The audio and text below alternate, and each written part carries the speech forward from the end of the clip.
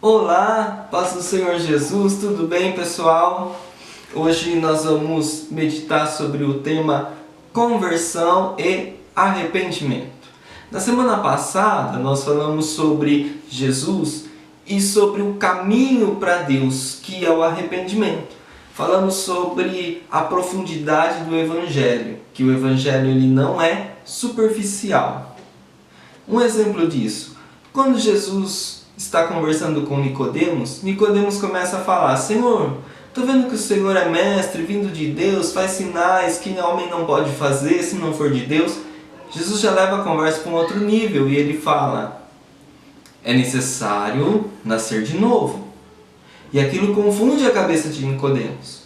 Então a gente vê que Jesus ele está sempre nos levando a algo mais. E esse algo mais é a nossa transformação.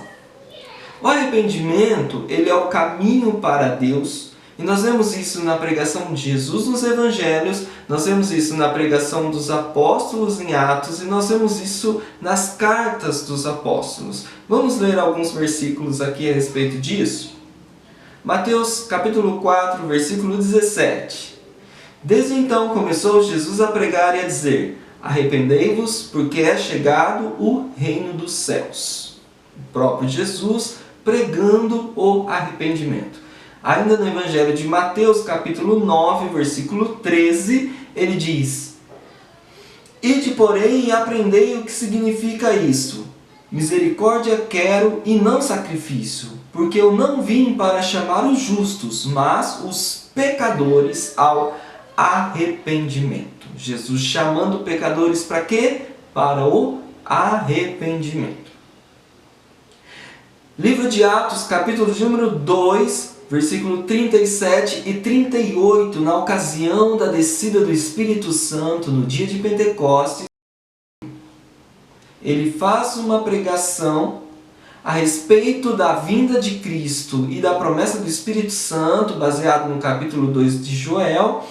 E aí, as pessoas que ouviram a sua pregação, ouvindo eles isso, compungiram-se em seu coração e perguntaram a Pedro e aos demais apóstolos: que faremos, irmãos? Pedro então lhes respondeu: arrependei-vos, e cada um de vós seja batizado em nome de Jesus Cristo, para a remissão dos vossos pecados, e recebereis o dom do Espírito Santo. Então a resposta mediante a pergunta dos não crentes: o que devo então fazer? A partir do momento que estou crendo, ele diz: arrependa-se e seja batizado. Ainda o capítulo 3 de Atos, versículo 18 e 19, diz assim: Deus assim cumpriu o que já antes pela boca de todos os seus profetas havia anunciado, que Cristo havia de padecer.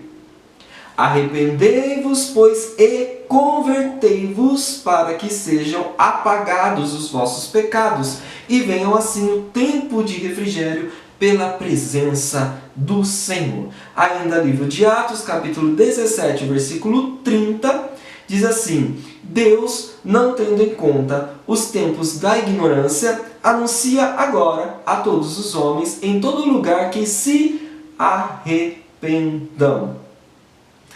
Ainda a segunda carta de Pedro, capítulo de número 3 e o versículo de número 9, diz assim: o Senhor não retarda a sua promessa, ainda que alguns a tenham por tardia, mas Ele é longânimo para conosco, não querendo que alguns se percam, senão que todos venham a arrepender-se. Então nós vemos que o arrependimento, ele é a pregação de Jesus Cristo, ele é a pregação dos apóstolos. O apóstolo Pedro está demonstrando que essa é a vontade de Deus. Tem ainda outros versículos aqui que falam sobre arrependimento, que você vai poder encontrar aí na sua Bíblia se você procurar. Vai ler a Bíblia, crente. Então, hoje nós vamos falar sobre o que é o arrependimento, em que se consiste a nossa conversão. E para meditar um pouquinho a respeito da nossa conversão, eu quero fazer uma pergunta, que é o que C.S. Lewis propõe em Cristianismo Puro e Simples, que eu apresentei para vocês aqui como dica de leitura na semana passada. ele faz a pergunta: o Evangelho então é fácil ou difícil? O Evangelho de Jesus, segundo Lucas, capítulo 9, versículo 23, Jesus dizia a todos: se alguém quer vir após mim, negue-se a si mesmo, tome cada dia a sua cruz e siga-me. Então aqui Jesus está demonstrando que é difícil, porque é tomar uma cruz, é negar-se a si mesmo todos os dias e segui-lo. Mas paralelo a isso, nós temos Mateus, o capítulo 11. E no versículo 28, quando Jesus diz o quê? Aquele famoso versículo que você sabe de cor: vinde a mim todos vós que estáis cansados e oprimidos, e eu vos aliviarei. Então o Evangelho é um alívio. É uma cruz, mas é uma cruz que nos traz alívio. Pode isso? Pode. No versículo 30 do capítulo 11 de Mateus, ele diz: porque o meu jugo é suave e o meu fardo é leve. Porque pesado é a maldição do pecado. Pesada é a morte. A vida em Cristo é um jugo suave e é um fardo leve. Então o Evangelho ele tem esse aspecto. Você pode querer parar para enxergar e falar: é difícil, é impossível. Foi o que os discípulos disseram quando Jesus falou sobre o rico. E eles disseram: quão difícil é entrar em um rico no reino de Deus. Jesus fala: aquilo que é impossível aos homens, para Deus é possível, porque para Deus nada é impossível.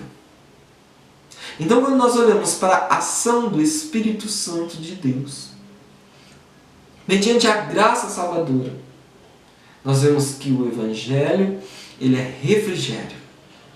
Ele é o poder de Deus para salvar. O apóstolo Paulo ele escreve na carta aos Romanos, no capítulo 1, versículo 16: eu não me envergonho do Evangelho de Cristo. Por quê? Porque ele tinha consciência do que era o Evangelho de Cristo. É o poder de Deus para a salvação. Então, mediante essa consciência, ele tinha convicção do que é que ele estava pregando e do que é que ele vivia. A conversão de Paulo é um grande exemplo para nós. De alguém que se converte não para melhorar seu status na sociedade, de alguém que se converte não para melhorar sua vida terrena, mas de alguém que se converte para padecer, porque ele realmente se encontra com Jesus, ele conhece quem é Jesus, Jesus se apresenta a ele, e aí então ele vê que não existe outra coisa para a vida dele senão pregar esse Evangelho, que é de fato um poder para salvar. Então vamos meditar um pouquinho a respeito do que vem a ser essa transformação que acontece em nós, a ponto de nós vermos que esses homens, esses pescadores, cobrador de tributo, zelote, médico, essas pessoas que seguiram Jesus e elas estavam dispostas a entregar sua vida a Cristo de maneira tal, que poder é esse que convertia essas pessoas? Nós vemos que o princípio da igreja era uma história de sangue, de perseguição, por parte dos judeus, depois por parte dos romanos. E essas pessoas estavam dispostas a dar sua vida em função disso. Alguma coisa está acontecendo no meio dessas pessoas. Então nós vemos, com base nos escritos de Armínio, o que é conversão. Armínio nos diz que a conversão ela se constitui de 3 partes, que nos leva a um efeito. E essas 3 partes, primeiro ele fala que é o arrependimento, a penitência e a conversão em si. Arrependimento é uma mudança na mente. Arrependimento é uma mudança de ideia, mediante uma reflexão. É aquilo que Paulo escreve aos Romanos dizendo: não se conforme com este mundo, mas transforme-se pela renovação do seu entendimento. O arrependimento, ele vem então à medida em que nós conhecemos a Deus e conhecemos quem nós somos. Veja o exemplo do profeta Isaías. Quando o profeta Isaías ele tem a visão, no capítulo 6, do trono de Deus assentado e os serafins ao redor e louvando Santo, Santo, Santo é o Senhor dos Exércitos, e ele vê a glória enchendo todo o santuário. Qual é a reação dele? Versículo de número 5 ao versículo de número 7 do capítulo 6 de Isaías. Então disse eu, ai de mim, pois estou perecendo, porque eu sou um homem de lábios impuros, habito no meio de um povo de impuros lábios, os meus olhos viram o Rei, o Senhor dos Exércitos. Ele reconhece a condição de pecador, de indigno daquela glória, quando ele contempla a glória de Deus. Nós muitas vezes louvamos, adoramos, ansiamos pela glória, queremos ver a glória, não sei que experiência nós temos, mas qual é a nossa reação mediante a grandeza e a santidade de Deus? Isso transforma a nossa mente. É como quando Pedro vê Jesus fazendo aquela pesca maravilhosa nos primeiros encontros dele, e quando ele vê que a rede estava cheia, ele se prostra diante de Jesus e fala, Senhor, se ausenta de mim, porque eu não sou digno de estar na sua presença. Alguma coisa acontece na nossa mente quando nós nos deparamos com a graça e com a glória de Deus. Não é possível nós estarmos indiferentes a Ele. E aquela humilhação de Isaías, aquele sentimento, aquele reconhecimento do pecado, ele se desenvolve de que maneira? Ele diz assim, porém um dos serafins voou para mim, trazendo na sua mão uma brasa viva que tirara do altar com uma tenaz. E com a brasa tocou a minha boca e disse, eis que isso tocou os teus lábios, e a tua iniquidade foi tirada, e expiado o teu pecado. É fato que agora nós não vamos esperar que um anjo venha até nós com uma brasa de fogo, porque o sangue de Cristo Jesus nos purifica de todo o pecado. Então, quando nós nos arrependemos, reconhecemos a nossa miséria e reconhecemos a santidade e a grandeza de Deus, nós confessamos o nosso pecado, e Ele é fiel e justo para nos perdoar os pecados. E o sangue de Jesus Cristo, seu Filho, nos santifica e nos justifica. A primeira parte da nossa conversão constitui-se no nosso arrependimento. A segunda parte, a penitência. E a penitência ele define como uma mudança em relação ao pecado. Quando nós nos envergonhamos dele, passamos a rejeitar o mal e sofremos por tê-lo cometido. Quando o apóstolo Paulo escreve aos Romanos, lá no capítulo 6 ou 9, confere aí na sua Bíblia, e ele fala assim, pecaremos agora pois, porque não estamos debaixo da lei, mas na graça? De maneira nenhuma. Ele fala, como é que nós vamos poder nos voltar para obras das quais nós nos envergonhamos, que não tínhamos frutos delas? A penitência é quando nós passamos a sofrer por sermos pecadores. É um sentimento, é uma transformação nos nossos afetos, é uma transformação nas nossas paixões. O nosso foco passa a ser outro. O nosso desejo passa a ser outro. É como João escreve na sua carta. E ele fala que o pecado na vida do crente, ele vai acontecer, mas ele é uma ocorrência. Ele não é um estado do qual nós nos agradamos e com o qual nós nos conformamos. Porque nós passamos a aborrecer o pecado. Porque nós passamos a amar um Deus que é santo. Passamos a amar um Deus que é digno de santidade, que habita em nós e que envia o seu Espírito para habitar em nós. Quando Paulo escreve aos Colossenses, no capítulo de número 3 e no versículo de número 1, ele diz assim, portanto, se já ressuscitastes com Cristo, porque nós morremos com Ele, estamos vivos por causa dele, então nós morremos e ressuscitamos com Cristo, Buscai as coisas que são de cima, onde Cristo está assentado à destra de Deus.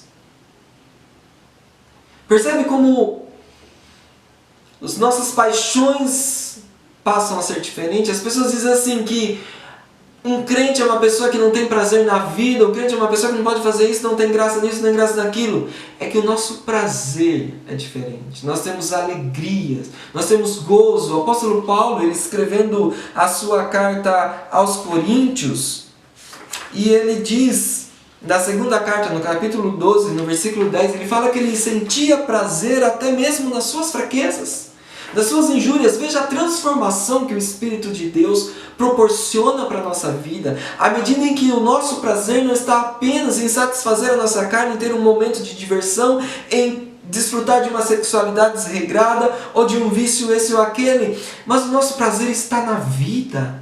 O nosso prazer está em Cristo, o nosso prazer está em respirar para a glória de Deus, em comer, em beber, em viver, em fazer qualquer outra coisa na presença de Deus, para a glória de Deus, a ponto de o apóstolo dizer que ele tinha prazer até mesmo na fraqueza, nas injúrias, nas dificuldades, porque ele sabia que quando ele era fraco, então era ali que ele era forte, porque ele sabia que o poder de Deus era perfeito na fraqueza dele. Então, a segunda transformação que acontece em nós é nas nossas paixões. Primeiro, o arrependimento, que transforma o nosso pensar. Segundo, a penitência, ela transformou o nosso desejo, as nossas paixões. E por terceiro, a conversão em si. A conversão significa retornar, mudar de sentido.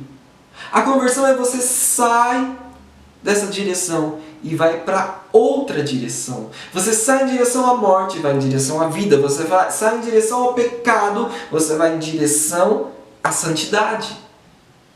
Você sai em direção ao inferno, vai em direção a Deus, aos céus. Você sai do poder de Satanás e vai para o poder de Deus. Sim, é isso. Paulo define essa conversão lá no capítulo 26 de Atos, no versículo de número 18, quando ele está dando testemunho para o governador do seu chamado. Ele está preso, aguardando seu julgamento, e ele está dando testemunho do seu chamado, e ele fala assim que Deus o chamou para abrir os olhos dos cegos e das trevas converter à luz e do poder de Satanás a Deus. Então conversão é isso, tirar das trevas e levar para a luz.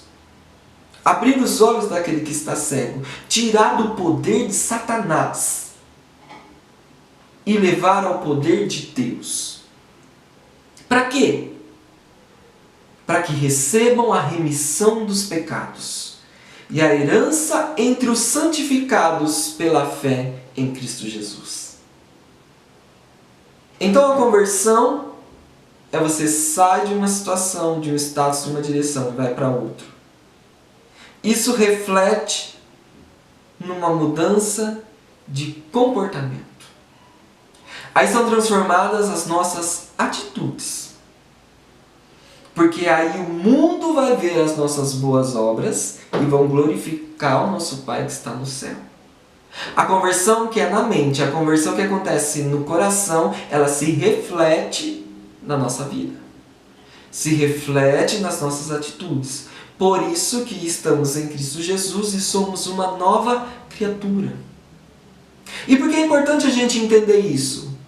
Porque nós somos capazes de fazer isso por nós mesmos? Não somos capazes. Mas nós entendemos isso para nós poder examinar a nossa vida.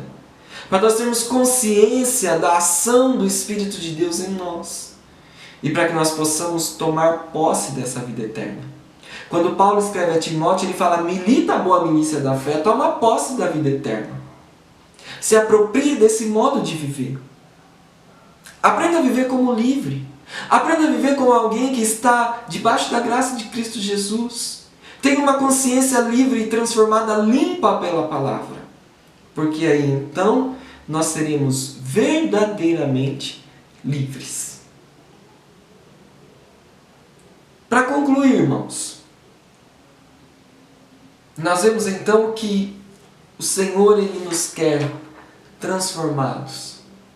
O Senhor nos chamou para que possamos ser convertidos.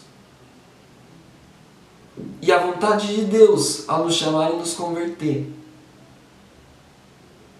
Ele nos quer como nova criatura, não porque Ele vai nos absorver e nos anular, mas para que a nossa vontade esteja de uma forma livre e espontânea, em harmonia com a vontade dEle. Deus não nos quer oprimidos, mas Ele nos faz servos livres, que se tornam amigos e que se tornam filhos. O pecado, sim, esse quer nos segurar, nos prender, nos oprimir. Deus, Ele quer nos fortalecer. Estamos vivendo em momentos de isolamento social.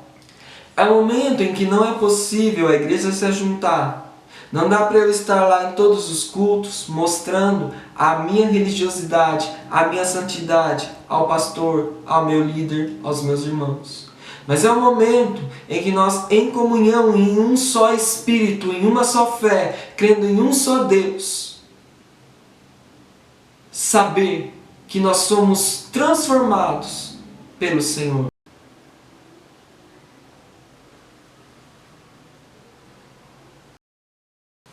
Dica de leitura de hoje: As Cartas de um Diabo ao Seu Aprendiz, de C.S. Lewis. Essa edição da Thomas Nelson Brasil está linda demais. E as obras de Armínio, da CPAD, muito importante para nós. Tchau. Dica de leitura de hoje: a Bíblia Sagrada. Não. Por que não? Mas a Bíblia não é dica, a Bíblia tem que ler. Tá, mas tem gente que não lê. Mas eu posso indicar. Não entendi. Tá, mas vamos ler a Bíblia, né? Se não ler a Bíblia, não sei.